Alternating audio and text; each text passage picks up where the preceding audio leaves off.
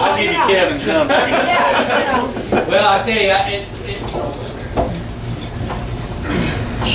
don't know how to say this, but you know, it's being a sheriff is a difficult thing, and that's not the kind part. It's a difficult thing because you know I have 42 employees, I have 126 inmates today, I've got 3 commissioners, and I got all the theatrics in my life I need.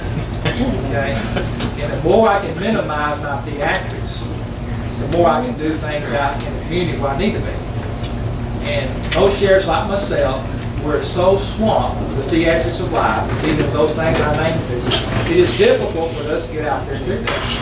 So I try to do that other part and realize what is it the person's coming in and says this is coming to me. What is it about? And then I saw this inconvenience thing right off. But I saw the older people in the 70s and 80s and more coming up those steps getting the permits.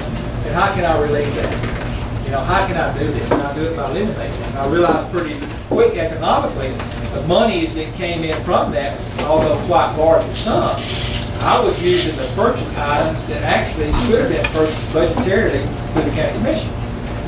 And so this is the issue I'm going to face here is why is I'm offset to this fee doing something that should be done from other sources.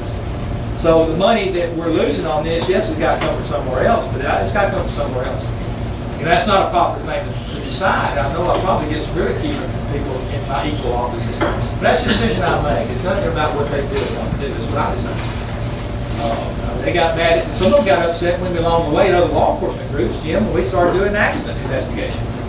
And we were going calls and we would stand out there for hours with firefighters and watch them direct traffic while we waited on a state trooper from 3 counties away who was asleep at home when he got the call because they're so understaffed. So we go in and do the accident reports now, so our people stand in the street, especially our firefighters and us. And ridicule that comes from that. So, you know, the fact that we're just going to do the right thing for our people and let it drag where it drags. So our question is, our permit is $15 flat. If you want it 1 year, we give you 1 year. If you want 5 years, you get 5 years. What deal you want to take? Can I come down here and get mine from Franklin County? Well, yes, always bring out the steamboat with you, baby. No, it's good that it's in that county, but again, and don't go jump on Stan Oliver now. Say, look what you're doing there, don't jump on Kevin.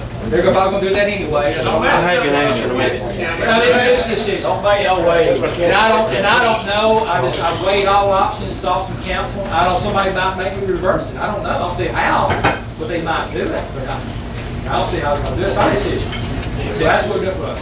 Take the state law to reverse it. Well, it would. It'd be a very complicated thing to do to change it because it's so vague in what it says there. Yeah. And technically, not charge anything. And I think it'd be very unpopular if we try to do that. I wouldn't be able to receive that. So, no. But that's ours, you know, so that's the way we are here. So that's the way of the free state of Winston. There's no other condition. It says I cannot place no conditions on this law that would be different on make it harder on people. I can't make the holder have a harder way. I can't make it harder. That's why I'm trying to make it easier on them. At Sheriff's denial, we did that pretty hard already.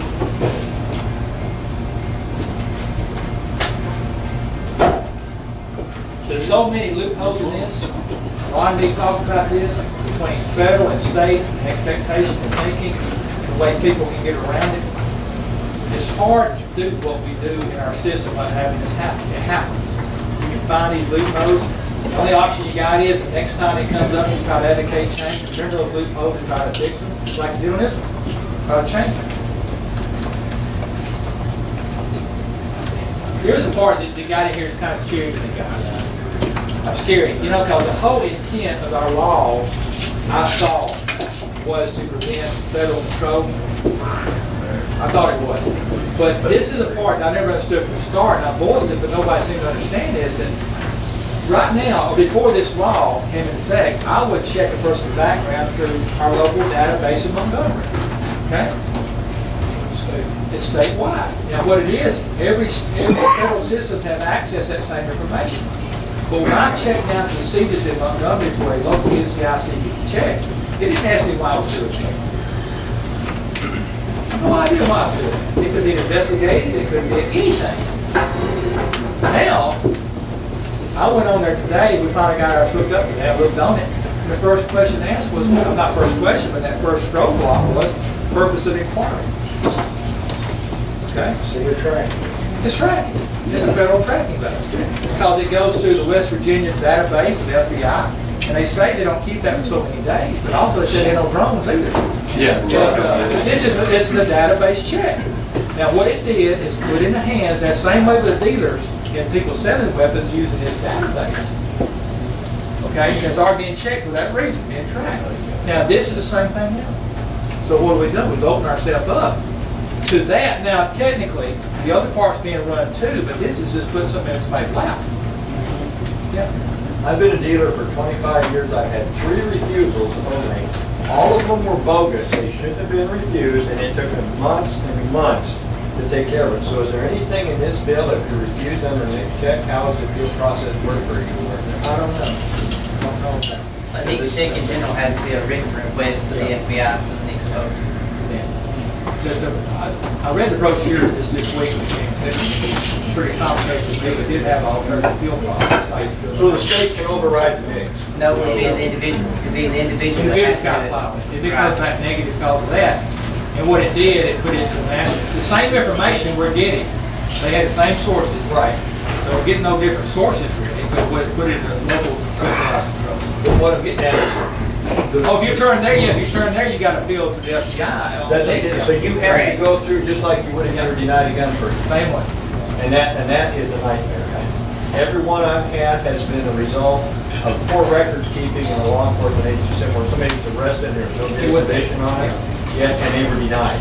So that's why I agree with you. I think that was the worst part of this whole bill. If you go on the FBI's major website, and they'll have a section for this right here, tells you all about how you feel. And that's what this copy off that. Look under NICS, tells you all about it.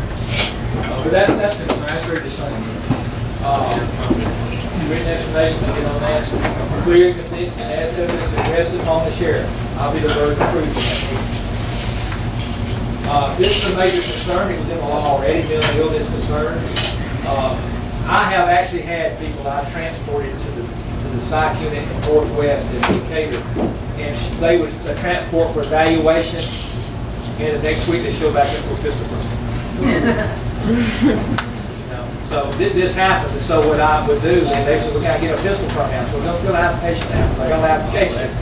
I had evidence, what they've done. Basically, I can do it. They would actually do it. And the other fearful thing of this here, it says involuntary commitments. Other commitments aren't registered. Unless I got primary knowledge. Now in our county, I promise you, if I issue a permit and that person got arrested on the next week, I know about it by the day after. Somebody's gonna tell them. That's just where our county works.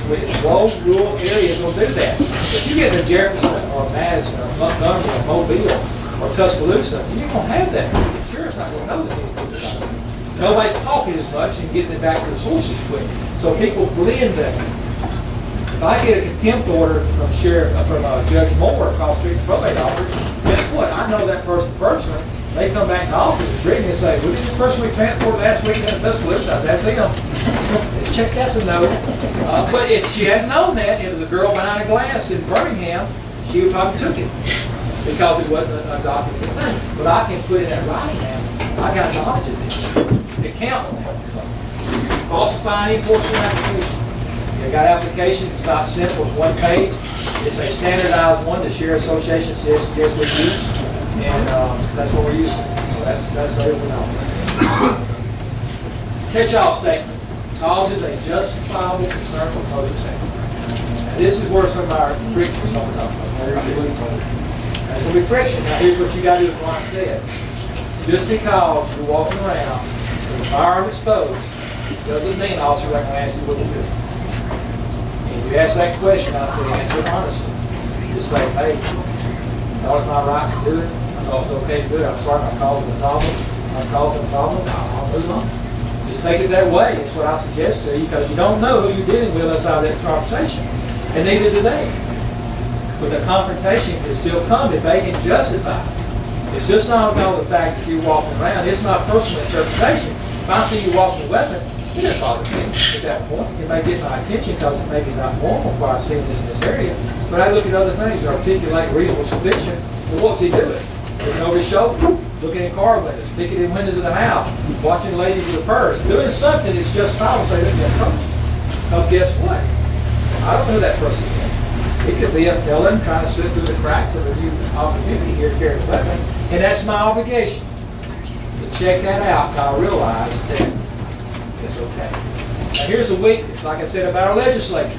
Perfect system, but guess what? You got humans in there. I once found a perfect place and I messed it up when I got there before I think. So that's the way we are. Our officers, our deputies are not perfect. I wish they were. I had less theatrics in my life if they were, but they're not.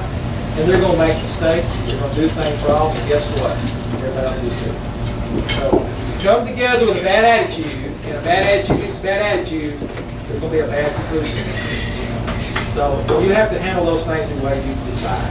To realize he's going on the situation he knows. He's trying to do the right thing. If it goes too far, you've always got an appeal process. Go to that supervisor, or that sheriff, that chief, say, I got treated badly. I won't find out why. I didn't make a scene out there, but does he not know the law? Maybe he doesn't know the law. Maybe he doesn't know what he should do. But that encounter is not necessarily a place to be. But that's a catch-all. It's got to be in there. We have a right as officers to deal with these suspicions. That's section 2. We'll go back. What about the sheriff's responsibility? Anything in there that I can answer about the sheriff's responsibility?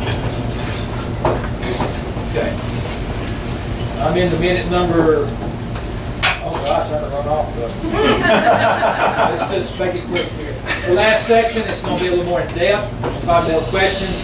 But this is the part about the citizens. We have the legislature, the government, the part of the regulation, the sheriff, the responsibility. Now, citizens' rights. There's no higher office than that of citizen. Justice Lewis Bradley. This section of this bill that deals with citizens includes these different actors and citizens. Includes property owners, business owners, event promoters, I mentioned earlier, concealed weapons permit holder, one who open carries, tourists, and guests. Applies all these different labels we put on. There's 6 sections in this bill apply directly to citizens. These you probably know a lot better than what I do, and a lot better than other areas also. You're still permitted to carry on. It's always been okay to do that. A lot of people that understand that, but it's always been permitted. It just wasn't practiced. It wasn't really educated people what we could do, so it's always wrong. But it's always been okay to carry that. The part that really changed in this area is the part about disorderly conduct. The fact now is, before some people actually arrested because they caused alarm. Carrying the weapon causes alarm, so you arrest them. But now the law is changing, and excluded that part is, just the fact that carrying a weapon by itself is not evidence to arrest somebody for disorderly conduct. It's the behavior, not what they're carrying. So this is one part the officer has really been talked about, I talked mine about, is because of the fact that just because he got a weapon, that doesn't mean it's out of the law. You got to do the behavior, you've got to cope with it. So if you arrest someone on that situation, you're not arrested for carrying a weapon. You arrest them for acting fool. Acting fool, then they need to go to jail. Permit required to carry concealed on a person or in a vehicle unless in a locked apartment or out of reach. Discussed that earlier. Must be a resident of the county where applied for the permit. So if you want to move to Winston County, we can talk about permits. Other than that, You know, I don't take up a lot of time, but it's worth mentioning, and everybody may have saw this in the paper also, but our Times Daily up in the Shoals area recently ran a article about the new gun laws, and they several times in the recent article said that if you were a concealed carry weapon permit holder, you were now allowed to open carry. And that was the way they said it several times. Be careful with misinformation. I'm not talking about you, but I'm saying it's out there. I mean, and help people understand when that does happen. well, at this point, Mike is a good point. Now you know it is. Now you can preach, and the fact is just miscommunication. investigation type kind of way. You know, it's newspaper. What do you Yeah, that's my point exactly. That's my point exactly. What do you expect $75? Yeah, it's just the it's the perception that it gives everyone else that's already suspicious or worried when they see someone open carry. Yeah, it's true, but thankfully, at this point, newspapers are the less read source of media information. But like I But told now, you, what the TV say? What are they promoting? That's where YouTube or Facebook, this is where the information gets out quicker, especially to more people. But they've got to understand, like you said, it's just hadn't been familiar, hadn't been practiced. It's always been okay. When I started policing in '78, Birmingham, I thought it was a crime. They were actually arresting people in Birmingham. That's Birmingham. They did that, disorderly conduct. And that was part of it.